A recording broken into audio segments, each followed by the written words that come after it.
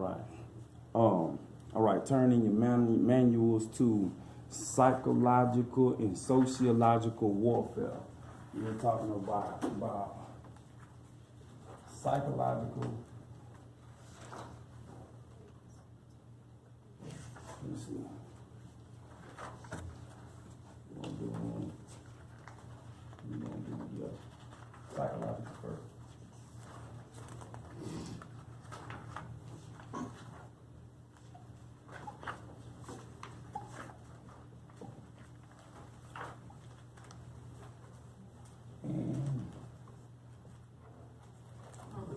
Sociological.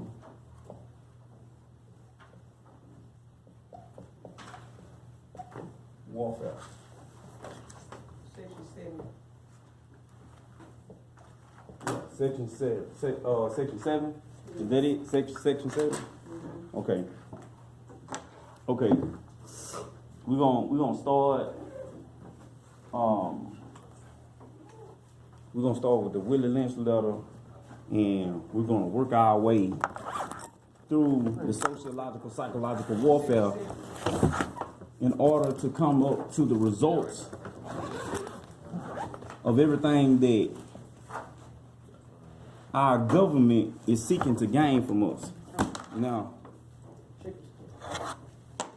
how is it spelled? Yeah. And I ain't even put the L on there. Yeah. Yeah. Hey, I like reading, not spelling. Psycho. Nah, CH, yeah. It's different on a board. Go logical. Dang, man. Learned everything, though. There's one type of warfare, and this is another, and they combine them both in order to get results. So, if you turn in your manuals, if you will, to the Willie Lynch letter, y'all there, section 7? Okay. And this is important because crucial because the purpose of all of these things that go on in our lives is to get a specific result, and that specific result is labor.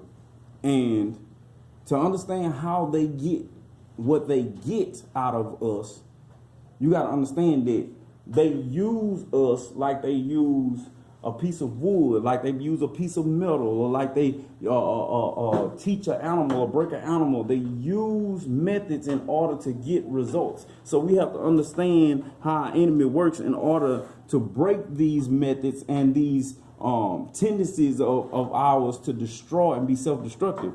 So in dealing with the Willie Lynch letter, given the principles in which were laid out, we're going to go ahead and dive into it and come back and highlight some of the things that went on in this letter in order to get us to realize how relative it is to us today. So we're going to begin. Who in here a strong reader? Okay. Well, good, because I'm going to need some help when it comes time, okay? All right. We're getting into the Willie Lynch letter. All right.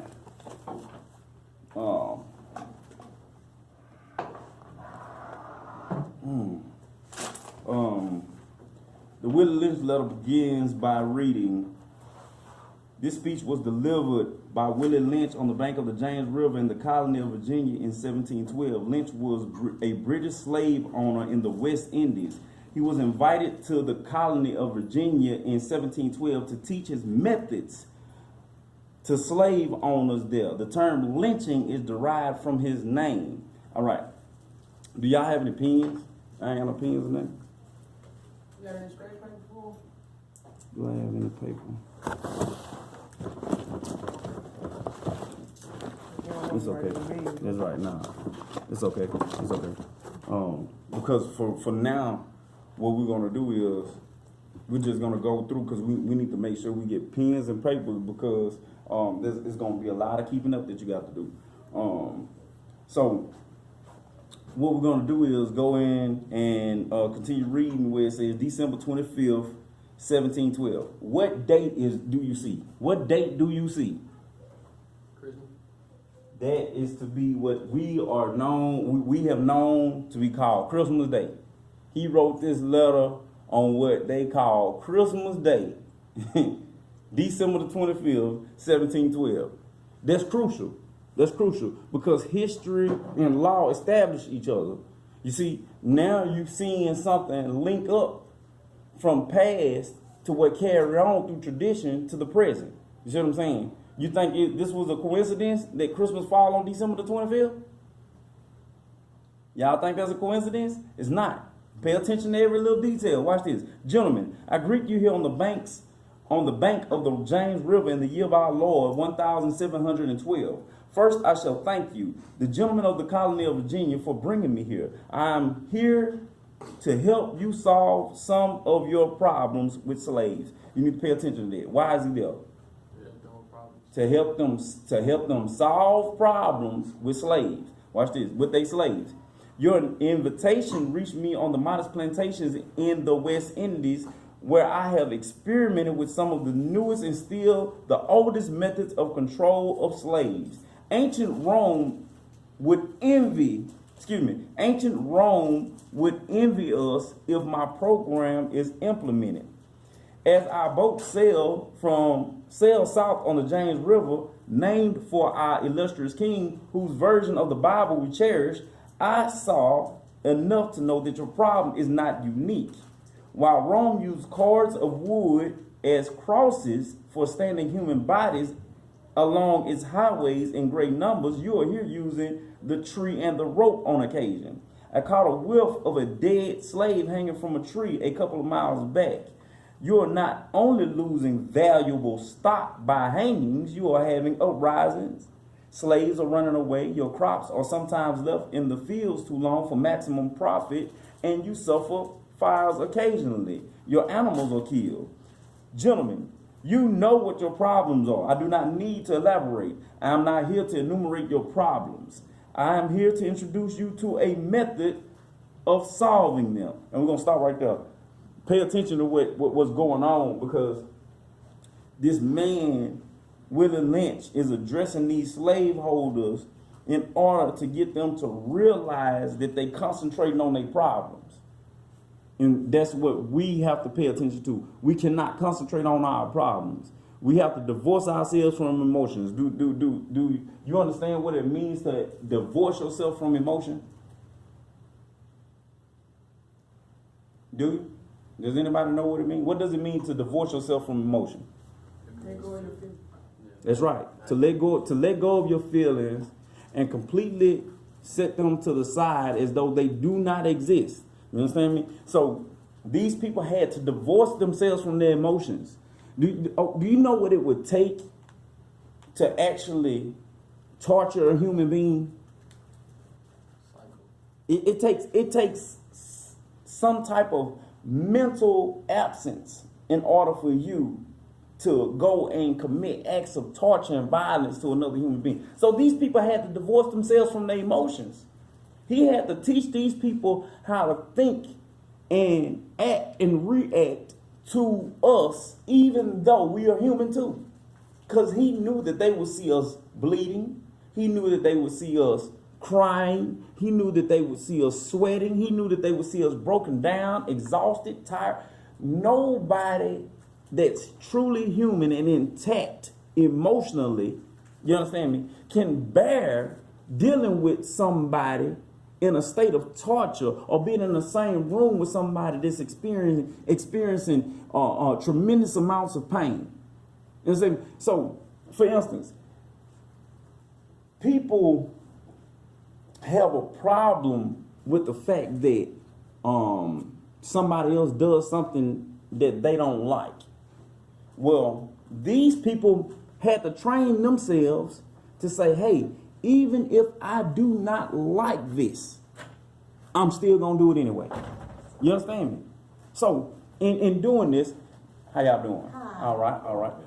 In doing this, in divorcing themselves from their emotions, they had to accomplish tasks that would stop anybody naturally themselves. You know, if you had to hurt somebody, it wouldn't be so long if you're emotionally intact before you stop yourself. Nobody else would have to stop you. So this man gave them a plan and a course of action to help them not stop themselves from doing the harm to us that they were doing. Do y'all understand that? How important it is? So once again, we have to divorce ourselves from emotions as well. And as we continue to progress in this, dealing with the psychological and the sociological warfare, you see that they will continue. Oh, yes. Yeah, thank you for giving that. We're talking right now, we're dealing with the Willie Lynch letter. Have y'all ever read the Willie Lynch letter? The what now? The Willie Lynch letter. No. Okay. This will truly be a education for you. You're gonna learn a whole lot of things about where we have come from in the government and legal system according to their laws. So it says, what did I say? As our boat sailed south on the James River, named for our illustrious king, whose version of the Bible we cherish, I saw enough to know that your problem is not unique. While Rome used cords of wood as crosses for standing human bodies along its highways in great numbers, you are here using the tree and the rope on occasions. I caught a whiff of a dead slave hanging from a tree a couple of miles back. You're not only losing valuable stock by hangings, you are also having occasional fires and your animals are killed. Gentlemen, you know what your problems are. I do not need to elaborate. I'm not here to enumerate your problems. I'm here to introduce you to a method of solving them. Now, the next sentence I want you to pay attention to. He says, in my bag here. That's very crucial. In my bag, I have a foolproof method for controlling your black slaves. I guarantee every one of you that if installed correctly, it will control the slaves for at least 300 years. And there's a notation downside of that that's 2012. Of course, this Willie Lynch letter has been rewritten in order for us to have access to it. And those who place this information in this text of when it was dated, because once again, go back to the top. What is that date? December 25th. We just got through covering that December 25th is known as what? Christmas, right? That's not a coincidence that we have a pagan holiday that falls on a day in which we have been in history categorized, placed in a crosshair, if you will, of a people in order for us to be enslaved. December 25th, 1712. Well, 300 years later is 2012. Right? Okay. So my method is simple. Any member of your family or your overseers can use it. I have outlined a number of differences among the slaves and make the differences bigger. I use fear, distrust, and envy to control. What is the purpose of him using all of these things? What is he trying to get out? He says he uses fear, envy, and distrust for what? Control. The purpose of all of this is control. People believe that they want money, but really what they want is more control over their lives. And because they cannot control the money, they cannot control their lives. And the reason why we cannot control money is because we don't educate ourselves on money. All the things that we deal with every day on a day-to-day basis, those square pieces of paper, those square cards, those square identification, everything that they put in front of us in that box form, and that's not a coincidence. They issue these things to us and they do not educate us on them. So the purpose of all these things is control. I'm going to hit that again when we get down later into the next paragraph. Look at what he says. He said, these methods have worked on my modest plantation in the West Indies and it will work throughout the South. Take this simple little list of differences and think about them. On top of my list is age, but it is only there because it starts with an A. The second is color or shade. There is intelligence, size, sex, size of plantations, and status of plantations. Attitudes of owners, whether the slaves live in the valley, on a hill, east, west, north, south, have fine hair, coarse hair, or is tall or short. Now that you have a list of differences, I shall give you an outline of action. But before that, I shall assure you that distrust is stronger than trust, and envy stronger than adulation, respect, and admiration. Now, pay attention. He keeps saying that he's going to use distrust and envy. What is he doing? He's control. The only way to control a man, if I put you in chains and a ball and put you in a room, have I really gained control over you? No. Why? Because you ain't got the mind. I don't have the mind, right? Okay, so if I came and I said, hey, I'll pay you $1,000 to go and do this, and you go and do it, do I have control over you? They can pay them money. Do I? No. No, I still don't have control. Because if I remove the money, would you still do it? No. So I still don't have control over you. Once again, pay attention to this. Because they're not controlling you because you get up and go to work every day. They're controlling you through mind control.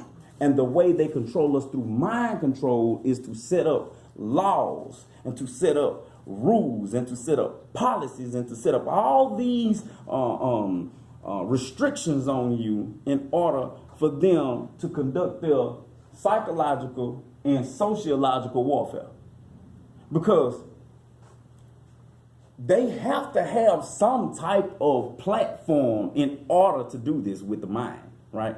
Because if you just come to people and say, hey, the rule is that you can't come out your house before 7 o'clock. People gonna say, hey, man, I'm not listening to that.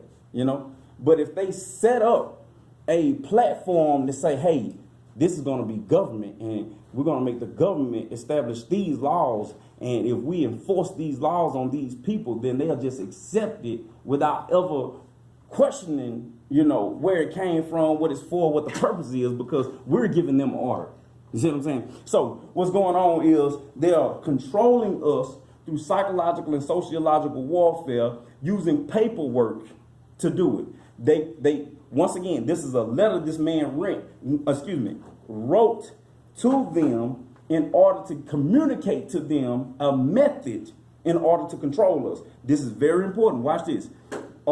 He says he takes everything and turns them on each other. He takes size, sex, plantations, where the plantations are located, the attitudes of the owners, whether the slaves live in the hill, in the valley. So what is the psychological part of the warfare?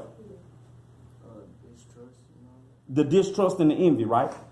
What is the sociological part of the warfare? Sex, height, skin color. That's right. That's right. The study of psychology is the study of human behavior from the internal going out. The study of sociology is the study of human behavior from the outside in.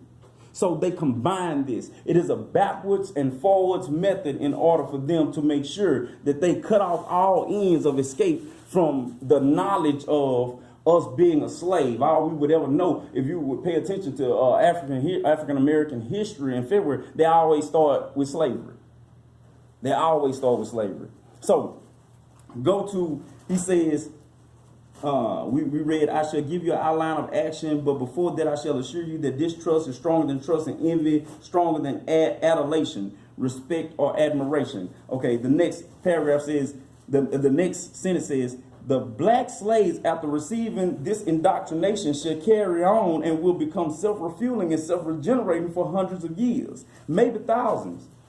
Don't forget, you must pitch the old black male versus the young black male, and the young black male versus the old black male. You must use the dark-skinned slaves versus the light-skinned slaves, and the light-skinned slaves versus the dark-skinned slaves. You must use the female versus the male, and the male versus the female. You must also have your white servants and overseers distrust all blacks. It is necessary that your slaves trust and depend only on us only.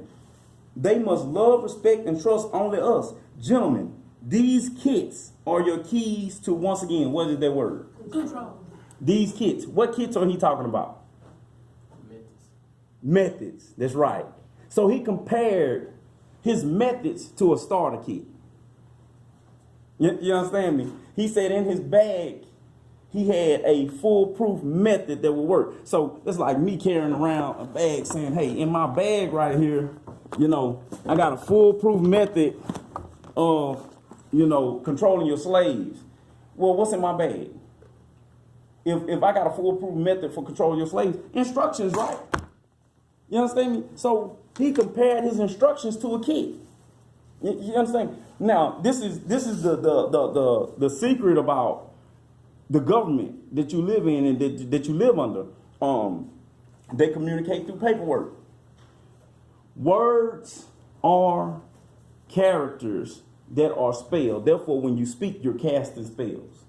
So what they take and do is, with the language that's so deceptive, you'll take and you'll say something to a judge, or you'll say something to a politician, or you'll say something to someone in government, and they're not receiving it.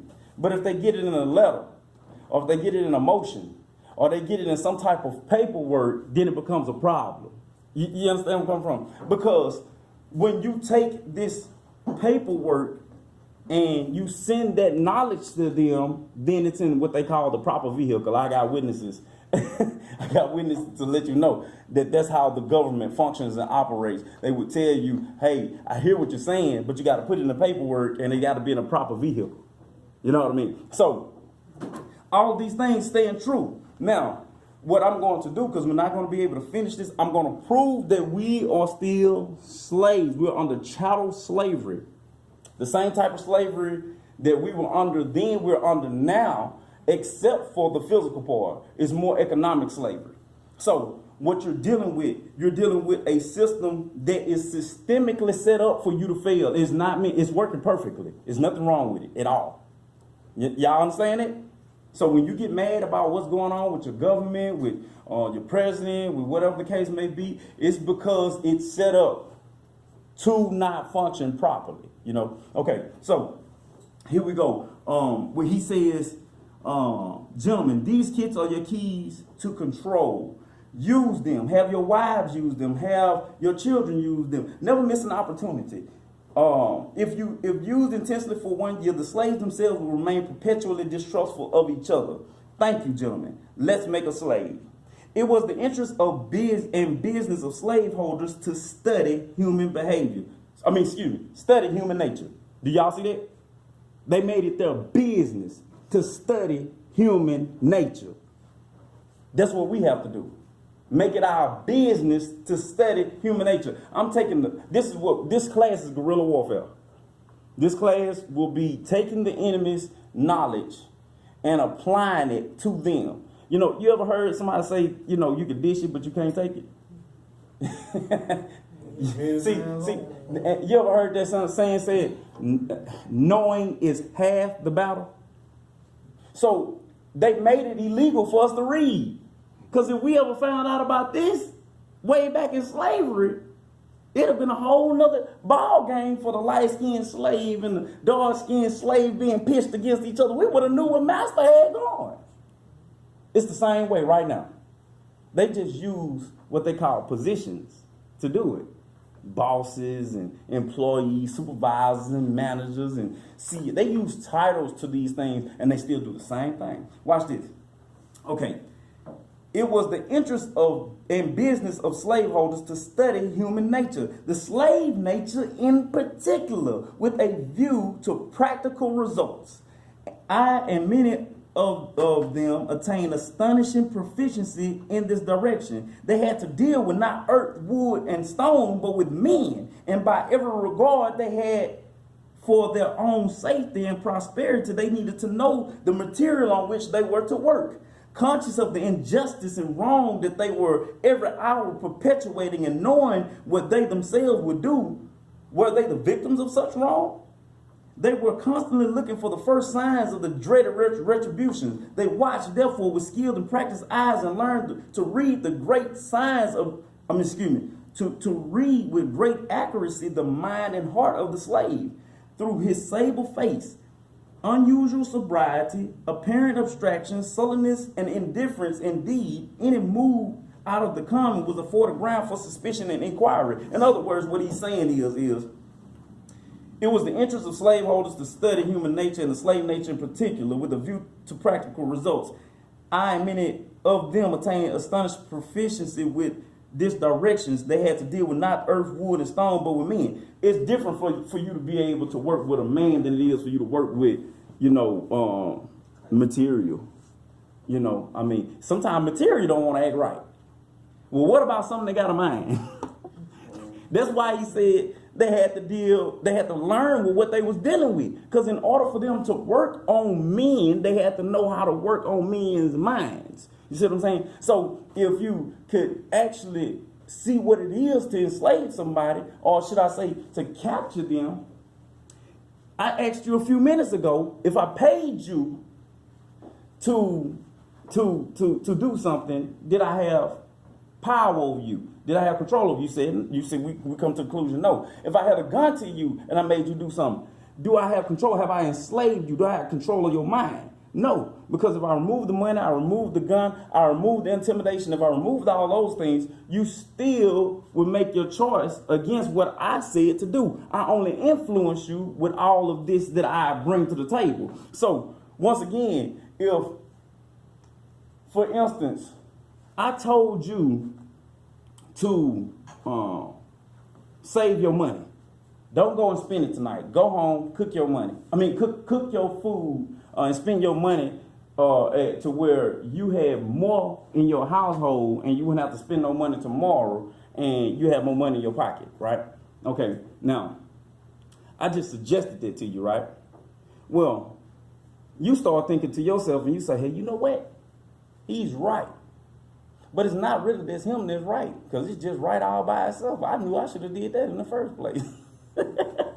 I'm not controlling you. I just said something that was so pure and so real that you took it upon yourself to make the choice to do that.